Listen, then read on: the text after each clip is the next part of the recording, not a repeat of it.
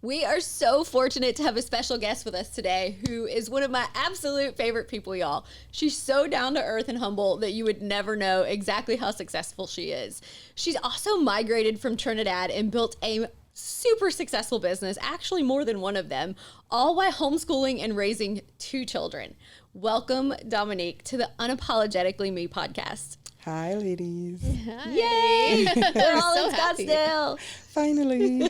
I know. You had a delayed flight. You got ready in the bathroom as we're getting ready to start filming. Yep, was running through the airport to catch an Uber.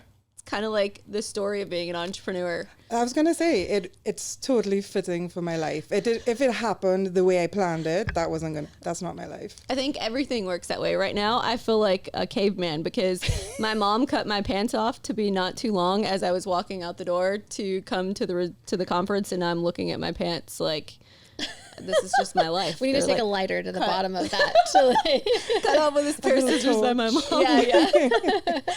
So Dominique, we wanted to talk to you today because your story is so unique. You migrated from a country that not a lot of people know are in the Caribbean, and you've become this successful business owner while you homeschool your children in a new country, and you actually do it with your husband, which I'm so envious of. I got to meet him for the first time recently, and y'all, the dynamic that you have together is something that not a lot of people have. So talk to us about that journey.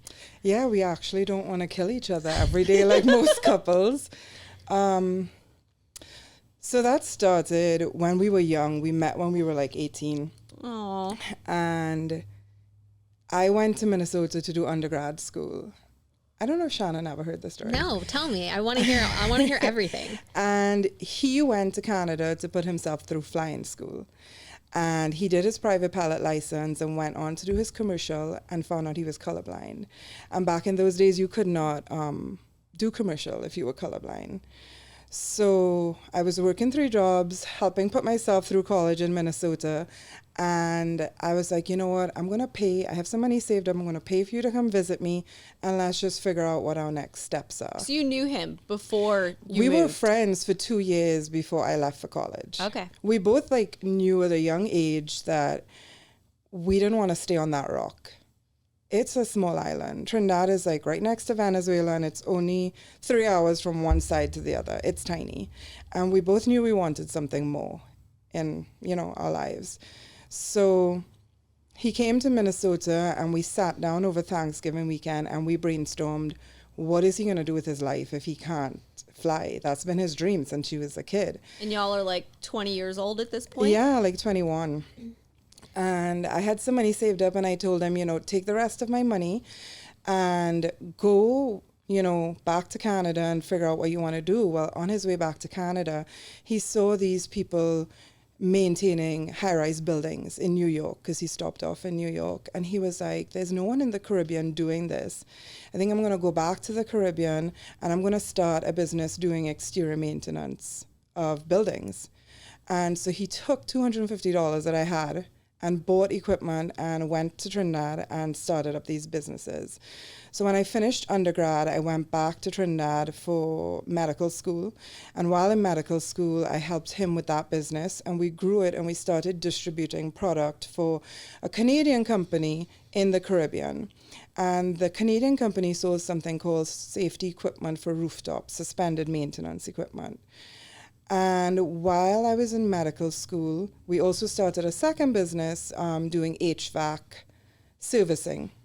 Wait, you were in medical school and you're starting a second business while in med school? With him, yeah. And people nowadays are like, oh, I can't date because I'm in med school. And I can't do this because I'm in med school. And you're running 2 businesses. And we were doing the long distance from Minnesota to Trinidad before that. Oh my gosh.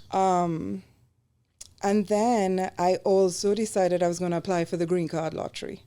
The U.S. has a green card lottery. Every year they allow 55,000 people to migrate using that lottery system. And so I applied for myself and I applied for him, and he won it. So Wait, you didn't? I didn't, but we were engaged already. So we decided we would get married and go through the process together, which we did. And the important part about the distribution of the product from the Canadian company is he called them up. That was the first company he called when he got through with his green card. And he was like, hey, we are migrating to Florida. I know you guys are in Canada, but do you have anything open that I could do in the US for you guys? And they were like, well, yeah, we want to open a satellite office and we think you'd be a great person. You've started businesses. And so we moved to Florida and we opened up their satellite office here. Then they moved us to California and Pennsylvania, and we were bouncing all over the place. And eventually in 2013, after we'd had our kids, we weren't seeing him at all. He was traveling the world for them. We would see him like 2 to 4 days a month. That's when we started over with all of our own businesses here in the US. And he left them, and that's when we started our 3 businesses that we have now here in the US. So part of what I love about your story is, I'm sure Channon gets this too, on Instagram or TikTok, whatever platform it is, anytime I post something about owning a business, people are like, yeah, but you're not telling us what your husband did. And yeah, but your parents gave you all this money and you took it from your husband. None of that happened. And so what I like about your story is how much it shows it took both of you. You had to give him the money to get him back to the island and figure it out. He had only $250, remember? Like that's not a lot of right. money. You had to give him some money though. He had nothing to go figure that out. Then he goes and gets started, and it takes you helping while you're in med school, and it truly took both of you. And there's no like, my husband started this business or my wife started this business. It was truly both of you along that journey. And we both came from families who nobody owned businesses. Nobody did any of this. We saw our parents slave as W-2, what you all call W-2 hair workers, and none of them thought outside the box to think, how do I grow something instead of working for someone? So that was always our goal. How was their reaction when you were in medical school and you decided to do something else? What kind of reactions were you getting from your family? You know, I was still doing medical school. I ended up finishing my master's before I came up to the US because I moved, so I couldn't continue on. I don't think they cared because I don't know if they understood our vision. Like, I still wanted my career, but I still wanted to help him grow these businesses, kind of like how we do it now. You know, I still want to be with the kids, but I'm still helping on the back end. And I don't know. You know what? We never really cared what anybody thought. So we never really listened to anyone. And you talk about the kids and balancing that. I know we all homeschool. And how are you doing that? You have 3 companies and 2 kids who are homeschooled. How are you doing that? It's a juggling act, and sometimes plates fall. I'm not going to paint a pretty picture and be like, this is perfect, and, you know, I have it all down. I have nothing down. It's like things are always happening, or, you know, I'm forgetting an appointment. But, I mean, I try my best to, the night before, sit down and go through my schedule, the kids' schedules, work schedule, and set as much up as possible, but it doesn't always happen that way. So what does like a day look like for you? Oh my goodness. Like a typical day. Because she also has chickens. Yes, and like I know. All You these got a animals. farm. And the horse and all these things. A typical day would be I would get up like 7 a.m., try and jump on the computer. Well, okay, before that, I try to deal with some of the animals before the kids get up. And then I jump on the computer and run through some emails and do what I can, you know, set stuff up for employees. I have an employee and 2 at home to help out.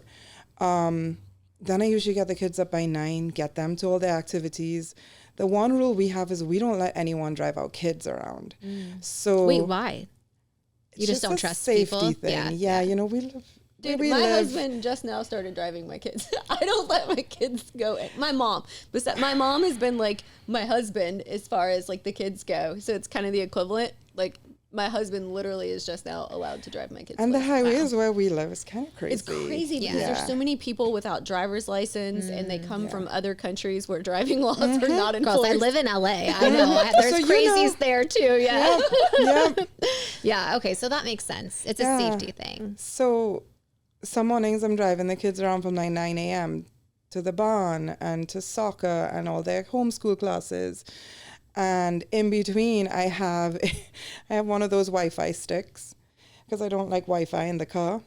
So I have the Wi-Fi stick and I take that with me and my laptop, and I'm working on the go whenever somebody needs something.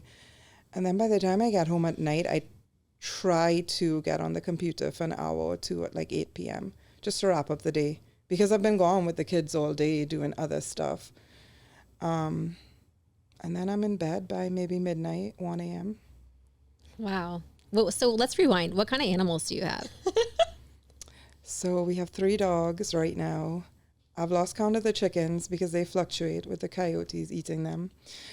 So maybe we have 30 chickens. My daughter has a horse, but that's not on our property. That's somewhere else. And that's it for now. So you wake up early, you go feed your animals, and then you do a little work on the computer. Then you get the kids up, you do all of their schooling. Are you the one that's actually doing the school with them, or do you have a tutor that comes in? We have a tutor. Okay. So now they have before we had an in-person tutor that would come to the house, but now we have an online, which works better. Well, and your kids are a little older now. They're older now. Yeah. How old are they? They're 13 and 14. Okay. So now I'm trying to juggle them, like, bring the computer, bring your books, bring this in the car. And it's a hot mess. That's And what I it's know like. you haven't gotten this far yet with your homeschooling, but Nope. my oldest is in 6th grade this year, and I literally cannot do her math. Yeah. Like when it got to like dividing and multiplying fractions and all that, I'm like, You gotta bring we will someone have to hire in. somebody for math. Yeah, no. I am not qualified I'm horrible at for math. even 5th grade math. Yeah. So, And even if you're qualified at that age, I don't want to butt heads with anybody. I don't have the mental capacity or Yeah. the time to fight anyone over algebra. Just not happening. yeah. Bella and I were talking about it today, and I decided, I'm like, we don't need that. Like, when in your life do you need geometry? Unless you have a specific profession, we do not need geometry. Your profession needs geometry. Well, in construction, you kind of need it. We're not doing construction. Well, to know that your people that you hire to do your construction in your rentals are doing the right thing, you kind of need it. Nope. Yeah, still thinking I don't need geometry. So we got the adding, subtracting, multiplying, dividing. Shannon and I have been having conversations about who, not how. Yeah. So That's true. We're skipping geometry. I told my kids, I'm like, you guys got to do it. I don't care if you use it or not, but just do it. At least you can have the basics. Sometimes it's the perseverance of having to get through things that suck too, right? It's like the Yeah. life lessons that you learn. I've decided that that's literally what college is. College has nothing to do with what you learn, unless you're going to be like a doctor or like an engineer, somebody that needs those specific skills. But most degrees people get nowadays are literally just the perseverance. So my husband's been on a kick that the kids aren't going to college, that they're going to Germany and Switzerland to do internships with the company we buy our machines from. And at first my daughter was like, well, what am I going to do with my horse? He's like, I don't care. Oh my gosh, I love that that's her question. That's her first thing. She's like, wait, Aw. what? I'm like, you'll ship the horse, but you can. He's like, you can go live with them in Switzerland for 3 years while they do their internship, because they start them young over there, like 16 or 15 they can start. Oh, wow. And they're learning everything from marketing and social media stuff to engineering. Like, you can pick the department, or you can run them through rotations. It's interesting. That's really cool. That's super cool. I remember you and I, our first homeschool conversation. My kids are literally at like Kung Fu and learning Chinese. And you're like, oh, we're in robotics. I'm like, what? Where do you find a robotics class? Like, I don't even know this stuff exists. Yeah. Driving them to all these things. That's so cool. I think that's one really cool thing about homeschool is that you can do like things that they're not doing in public or private schools, you know? Like, I mean, I don't know anybody that is doing Chinese and robotics like in a public school. And the thing is, like, I have one kid who's really engineering, like his mind is based around engineering and building stuff, and my daughter's not like that. But you know what, I put them both in it. I'm like, both try it out, and I make him do stuff that is not his forte either, but I'm like, try everything, and at least you're both getting to experience different things, you know? So when we're talking about you and your husband working together, I'm so obsessed with the idea of that. Talk to me about how, because so many people fight and can't actually do that. So talk to me about how you have like, do you have complementing skill sets? Do you have like a, this is your lane and this is my lane? Like, how do you do that? Listen, before COVID happened, right here in Arizona, we came to do a meeting with Tom Wheelwright's wife, Luann, and she made us do this it's not really a personality test. It's called a Kobe test. And they do it in the workplace to see how people work, how their minds work, how reactive they are, if they have analysis paralysis, if they do a lot of research. And the funny thing was we went in and we sat in her house and we did this test with her and we laughed and we're like, no way we're going to have anything similar. We are so different. Mm-hmm. Our scores on all 4 were exactly the same, except one was off by 1 point. What were they? I'm curious. Do you remember? My gosh, it's been so long ago. One was like research, like how much research you do. The other one was how quickly you pull the trigger on stuff. So is this related to your decision-making skills? All this stuff, yeah, okay. in business. Yeah. And so then and there I realized we are so similar, wow. which is not common. And you don't seem like it when you meet the two of you.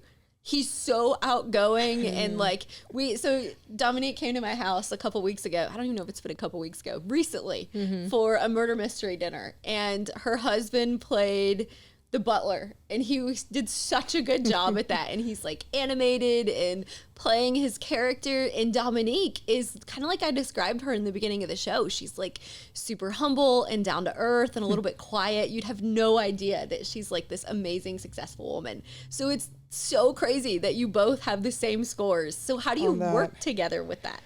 So what we end up doing, not knowingly, is that I work more from home, the home office, and he's more in the office. I mean, there are times I go into the office, but I realize if we spend too much time together in the same space, that's when we start to butt heads, because then we're trying to both tackle the same issues, and that just doesn't work out. So I'm like, if I stay in my lane and leave him to be in his and not try to tell him what to do or how to do what he's, as women, we tend to want to, then everybody's happy. So did you come up with that specifically, or you naturally kind of gravitate towards different tasks? Yes, we do gravitate towards different tasks. So he oversees the teams, and, he's the visionary in all the businesses. He comes up with these grand ideas and they're so big, and I'm the one hiding in the corner like, oh my goodness, how am I going to build a staircase to get up to that cloud that he just dreamed up out of nowhere? And I've learned that I just got to keep my mouth shut and let him dream. And now we're realizing, okay, it's the who do we put on that ladder to help us get to these places. So it's been me learning a lot in the last few years on how to keep my thoughts inside to really let him do his job. Anyway, he does most of that stuff. I do more of the background stuff, the office management, the financial side of things, and we both do hiring of employees. So there's certain roles we share, but we tend to have opposite ends of the spectrum business-wise. So I'm curious, when y'all are doing that, what are some of the cultural influences, whether it's the way you were raised or the different traditions that y'all have and experiences that you've brought from Trinidad that have shaped your approach to either the entrepreneurial side of it or the way you run your family life? How has that impacted the way y'all are living? I think coming from another country where we didn't always have the conveniences that Americans had. Like, my kids take it for granted that all buildings or houses have AC. Like, that's not the case when we were growing up, in the 80s and 90s in the Caribbean. You didn't have AC. Or if you did, it was just in your bedroom. And you only turned it on for a period of the night and then turned it off because it was so expensive. I think that's not just the Caribbean, though, because when I was a kid growing up in Mississippi, we did not have that either. Okay. There was only air conditioning in the living room. There was only heat in the living room. So you were freezing your butt off at night in the bedroom with a bunch of blankets. We even had heated blankets. Did y'all use heated blankets? Well, it doesn't get cold in the Caribbean. So you don't need that, yeah. But you're burning up in the summertime. And you're even sitting on your porch because it's cooler to sit on the porch than sit inside the house. Some breeze. Yeah. So it's only recently that pretty much everybody has heat and air. Well, yeah, and I guess we also didn't grow up with, there's no shopping in the Caribbean the way it is here. It's just, we grew up with a lot less of everything, and I'm not complaining about that, but I feel like that just kind of drives our mentality of, who we are, really pushing us to strive for more and keep setting those goals. And, as a business person, you set those goals, you meet them, and then you set another 15 and you keep climbing that ladder. I don't know where we're climbing to, but it's a discussion we've been having recently. Like, where do you end that? Like, we have enough money. We all of us like started out from nothing, and we have enough money now. So what are we chasing? What are we still trying to achieve? That's a good question. I don't have that answer. I'm not the dreamer in our businesses. That's Kenny. So, but are you guys happy and content, like where you're at now, or do you feel like you still want more? Like you still want to buy more real estate, you still want to have more businesses, or you still want your business to grow? We definitely want our businesses to grow. I mean, so I don't really talk about our businesses here in the U.S. So our 3 businesses, we have one where we do something called industrial rope access. And that stemmed from Kenny over the years realizing... Wait, can you tell us what that is? Yes. Okay. It stemmed from him realizing that it was a way to access remote areas, right? So generally it's used in the oil industry.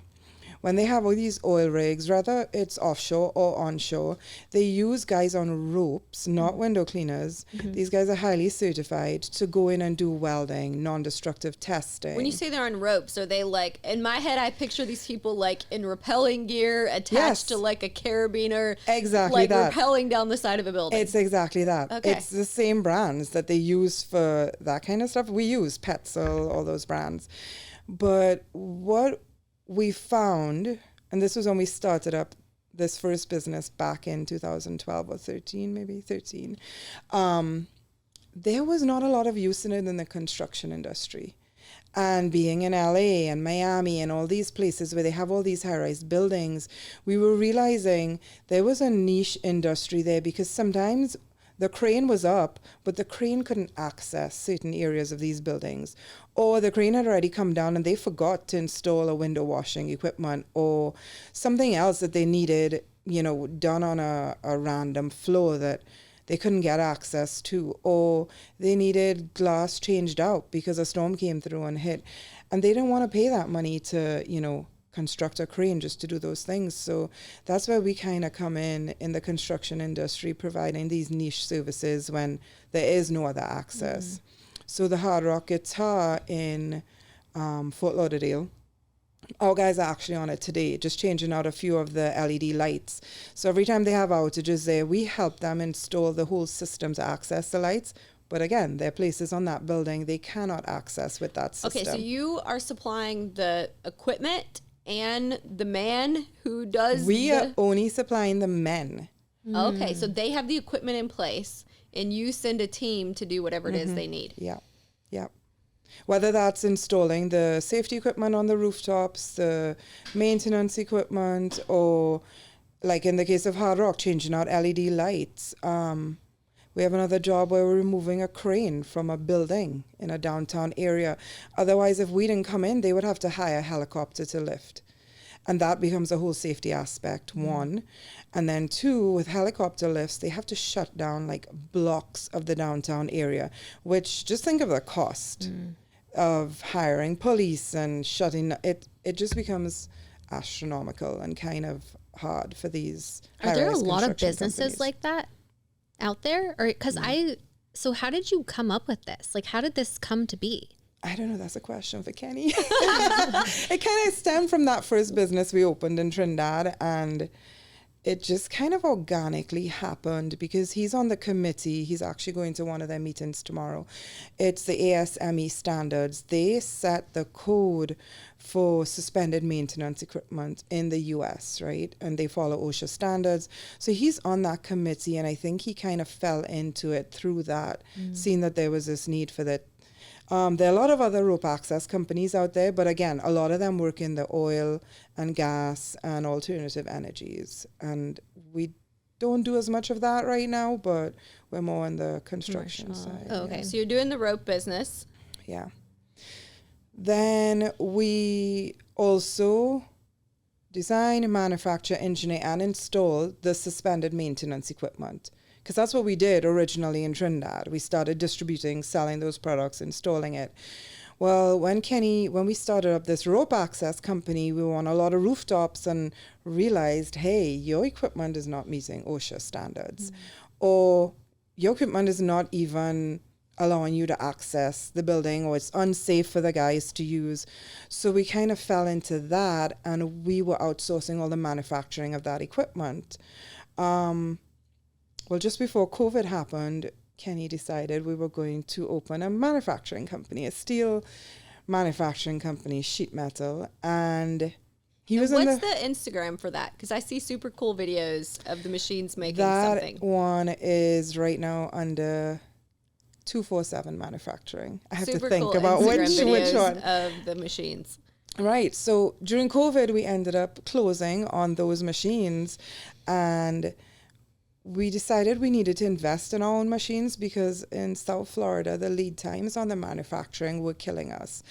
You know, we would take it to these companies and they'd be like, oh, we'd have it ready for you in 2 weeks.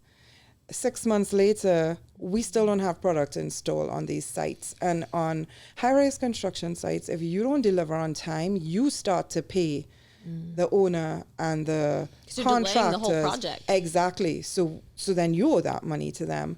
So we were like, we can't keep doing this. We needed to find a more efficient way instead of the old school labor-intensive sheet metal manufacturing.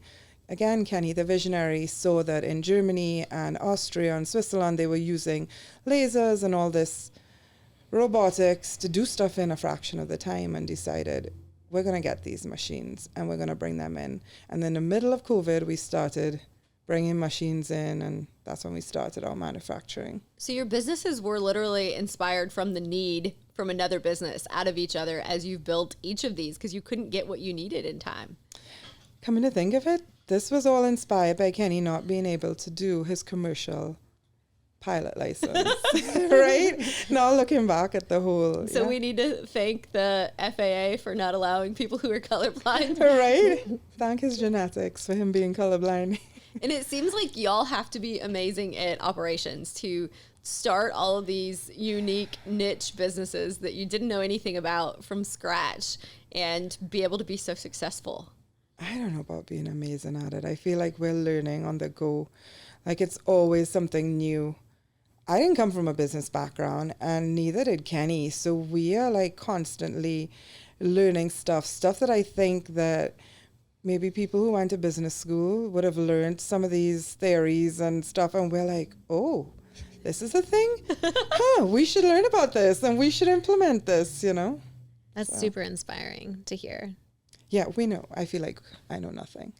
Oh my gosh, you're so freaking humble. You aren't even able to talk about how amazing y'all are at some of these things because you could not, there's no way you know nothing. And you're literally our last guest. We talked about this. If you were a guy sitting here, you would be like, I'm the best and I know all of this and I did it all by myself. And like you would literally be singing a different tune.